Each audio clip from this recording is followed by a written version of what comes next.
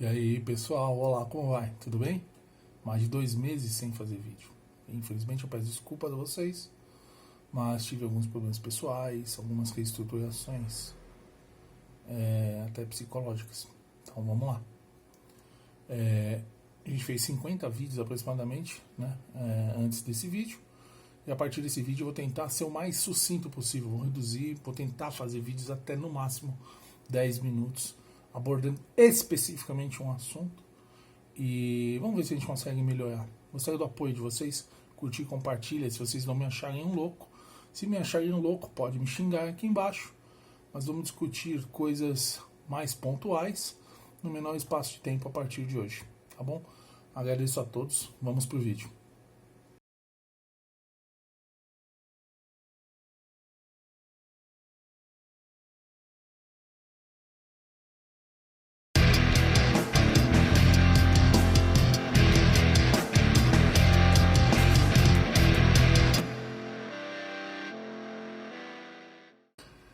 E aí pessoal, como vão? Tudo bem? Desculpa o calor, dá uma olhada, São Paulo, ventilador ligado, vai estragar o som, então só deixei a janela aberta. E aí, como vocês estão? Tudo bem? Nós vemos nos últimos tempos, nós vemos uma imposição, né, do meio tecnológico para com as pessoas, o qual eu não vejo de todo ruim, também não vejo de todo bom, mas os danos eu acredito sejam muito graves e eu não vejo ninguém falando dos danos. Infelizmente eu só vejo as pessoas citando as benesses. Realmente tem muitas benesses do que a gente vai abordar hoje, mas infelizmente eu vejo como um perigoso a médio e longo prazo, e bem perigoso.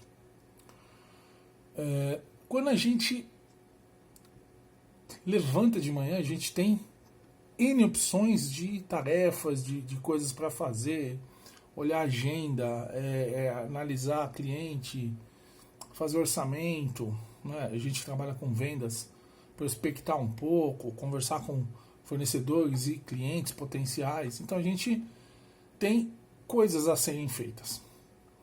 No mundo de hoje, infelizmente, os caras estão automatizando cada vez mais essas coisas, utilizando recursos da inteligência artificial, algoritmos e tudo.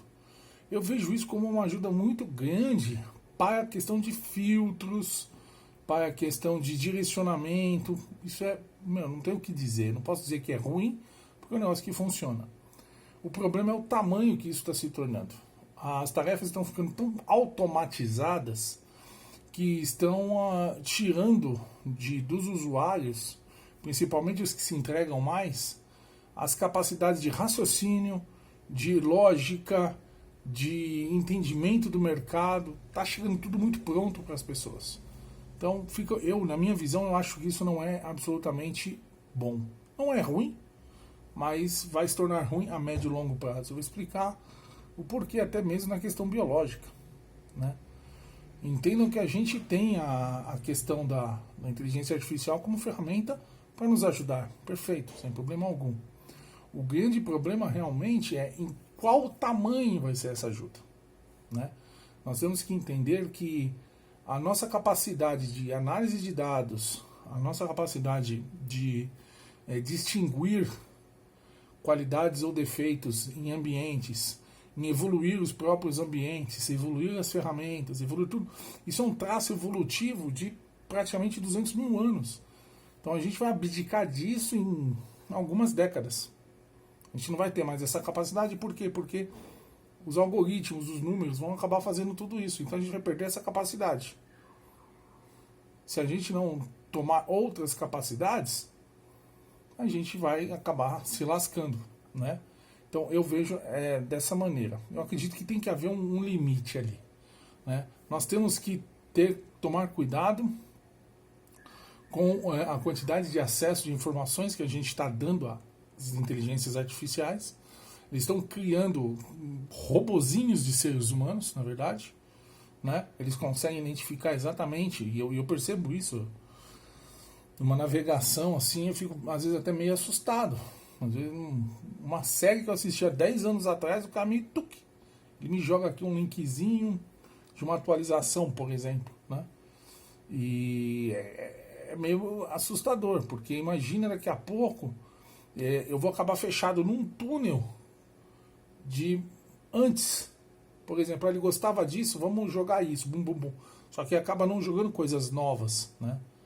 O algoritmo ele acaba criando o meu perfil lá e começa a jogar as coisas que são meu perfil. Eu sou um cara que tem a mente muito aberta. Então, automaticamente, para mim, como que eu vou dizer para vocês? É muito estranho. Eu conheço várias pessoas de marketing, né? Assim, que estudaram marketing, trabalham com vendas.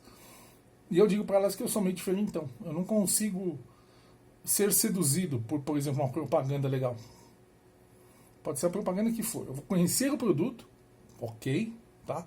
Mas se realmente o produto não surtir efeito assim em mim, na questão de necessidade, na questão de qualidade efetivamente, não vai lá, né?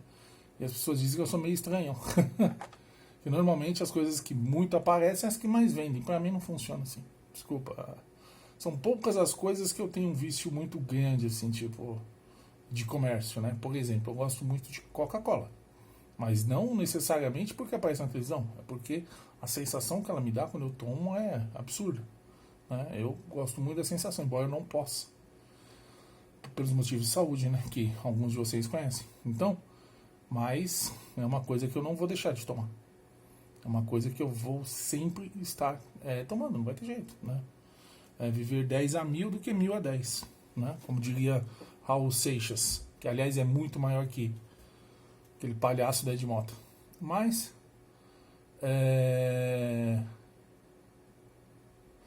basicamente é isso. O que a gente não pode deixar é que a IA tome as decisões no nosso lugar. Esse é o meu maior medo, né? Que a IA vai ter uma base de dados tão grande que vai chegar uma hora que eles não vão mais precisar da minha opinião. Eles só vão chegar e oferecer. E aí, quando isso acontecer, eu vou perder o meu direito e minha capacidade de análise e de escolha. Porque a coisa vai chegar tão pronta para mim, vai ser tão fácil, que eu vou me apenas ir. E isso é bem preocupante. E eu vejo isso basicamente em tudo. Tudo. A gente vê isso na internet, a gente vê isso nos aplicativos de comida, por exemplo. Eu peço algumas comidas um pouco mais específicas e essa comida fica me martelando sempre aqui.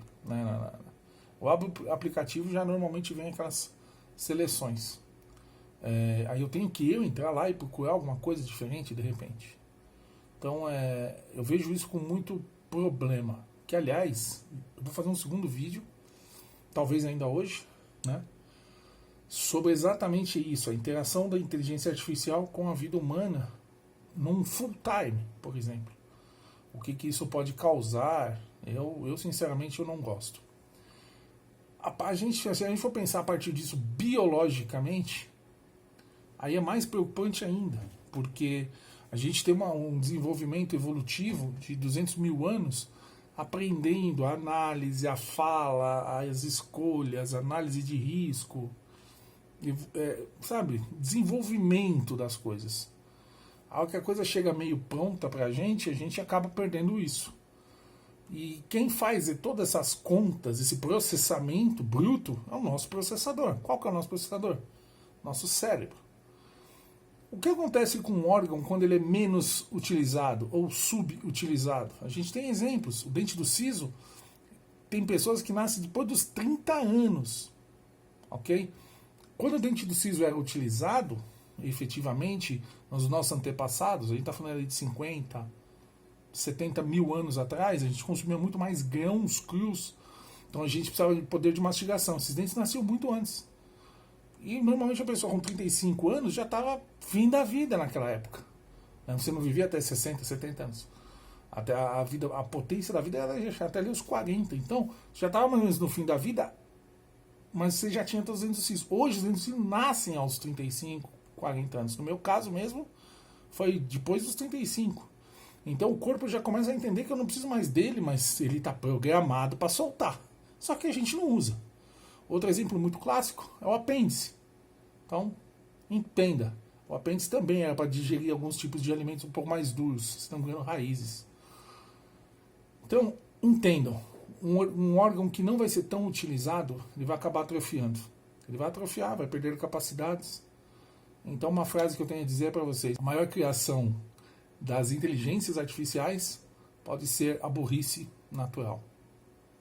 Obrigado a todos.